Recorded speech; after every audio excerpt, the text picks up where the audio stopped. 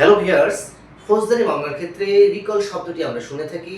এই রিকল শব্দটি কি এ নিয়ে আমরা আলোচনা করব। এই ফৌজদারি মামলার ক্ষেত্রে যখন রিকল বা পুনরায় ডাকা এই শব্দটি আমরা শুনে থাকি, সাধারণত একটি ফৌজদারি মামলা, ধরুন যে এখানে একটি অফেন্স হয়েছে, পি নামে একজন ব্যক্তি খুন হয়েছে এবং এই খুন করার ক্ষেত্রে এই দায়ে একে গ্রেপ্তার করা হলো এবং বি এবং সি হচ্ছে সাক্ষী। তার মানে বি এবং সি সাক্ষী, আর এ হচ্ছে আসামি, আর পি হচ্ছে এখানে ভিকটিম।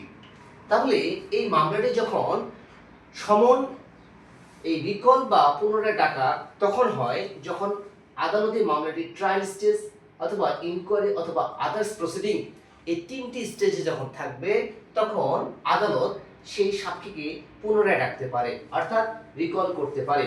রিকলটি সাধারণত তিন ধরনের হয়ে থাকে। একটি হচ্ছে সমন দিয়ে, আরেকটি হচ্ছে সমন ছাড়া, আরেকটি হচ্ছে সাক্ষ্য দিয়েছে পুনরায় তার সাক্ষ্য গ্রহণের জন্য আবার ডাকা। এটি আদালত করে থাকে। অর্থাৎ একটি ক্রিমিনাল কেসের ক্ষেত্রে ট্রায়াল স্টেজ এবং ইনকোয়ারি আর হচ্ছে আদার্স প্রসিডিং এই তিনটি স্টেজে যখন থাকবে, সেক্ষেত্রে আদালত সেই সাক্ষীকে সমন দিয়ে ডাকতে পারে, সমন ছাড়াও তার সাক্ষ্য গ্রহণ করতে পারে। আবার হচ্ছে কোনো সাক্ষী যখন সাক্ষ্য প্রদান করেছে, সেক্ষেত্রেও তাকে প্রয়োজনে আদালত তার পুনরায় সাক্ষ্য গ্রহণ করতে পারে। এটি হচ্ছে আদালতের ক্ষেত্রে। এবার যদি কোনো কারণবশত একজন সাক্ষী সাক্ষ্য দিল, সেদিন যে আসামি পক্ষের যে আইনজীবী অর্থাৎ একিউজড অ্যাপয়েন্টেড লয়ার বা আইনজীবী যদি না থাকে, সেক্ষেত্রে এই যে সাক্ষী সাক্ষ্য প্রদান করে গেল তাকে জেরা করা হলো না।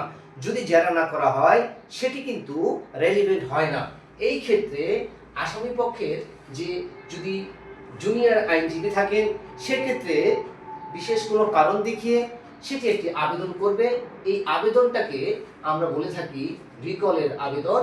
বলা যেতে পারে যে সেকশন 540 সিআরপিসি অনুসারে আবেদনটি করে থাকে। আবেদনটির উদ্দেশ্য হচ্ছে যে সাক্ষী সাক্ষ্য প্রদান করেছে এটি গুরুত্বপূর্ণ, তাকে জেরা করা। যদি জেরা না করা হয়, তাহলে অনেক কিছু বিষয়বস্তু আসবে না, যেটি না আসার কারণে এই আসামির বিরুদ্ধে সেই সাক্ষ্যটি আসলে রেলিভেন্ট হবে কিনা সেটা আদালতের বিষয়, কিন্তু তাকে জেরা করা একান্ত আবশ্যক, অর্থাৎ according to procedure of the code of the CrPC. এবার আমরা চলে যাব, যদি এই যে আদালত যে রিকল করে থাকে বা পুনরায় ডেকে থাকে তিনটি স্টেজে, ঠিক তেমনই যখন এটি এই তিনটি স্টেজ তখনই চালু হয় যখন চার্জ ফ্রেমটা হয়ে যায়, অর্থাৎ চার্জ ফ্রেম হয়ে গেলে ট্রায়ালে চলে আসে।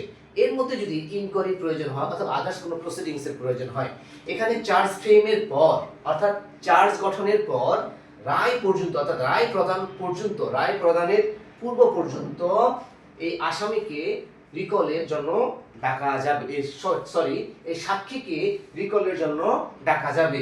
কিন্তু যদি রায় প্রদান হয়ে যায়, সেক্ষেত্রে আর তাকে সাক্ষীকে রিকল করা যাবে না। এটি শুধু সাক্ষীদের ক্ষেত্রে প্রযোজ্য, অর্থাৎ শুধু সাক্ষীদের ক্ষেত্রে প্রযোজ্য, আসামির ক্ষেত্রে প্রযোজ্য না। অর্থাৎ আসামিকে রিকল করা যাবে না।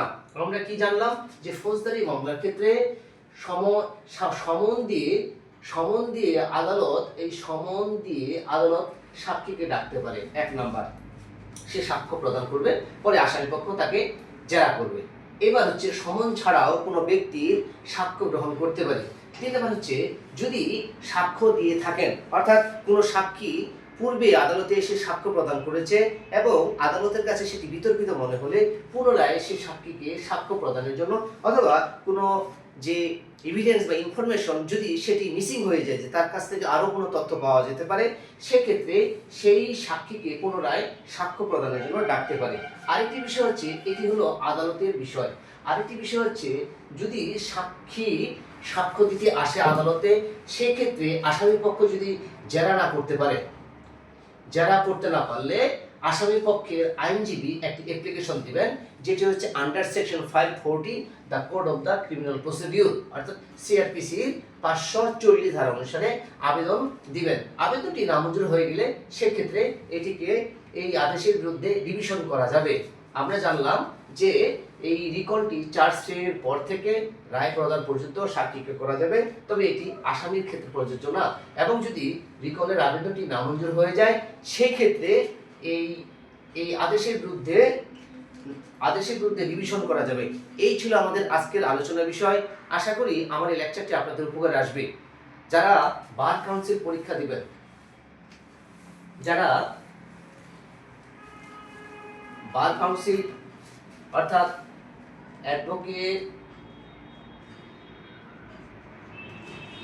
অ্যাডভোকেট হবেন, বার কাউন্সিলে পরীক্ষা দিবেন, বাংলাদেশ বার কাউন্সিল, এটা আপনাদের সকলে জানা দরকার।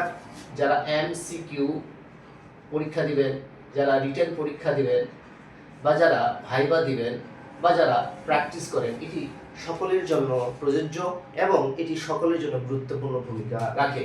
তো এই ছিল আমাদের আজকের আলোচনার বিষয়, যে ফৌজদারি কার্যবিধি, ফৌজদারি মামলার ক্ষেত্রে সাক্ষীকে কখন রিকল করা হয় বা ডাকা হয়। আজ এ পর্যন্ত সকলের সুস্থতা কামনা করে এখানে শেষ করছি। আমি অ্যাডভোকেট সরল কুমার রায়। ভালো থাকবেন, নমস্কার।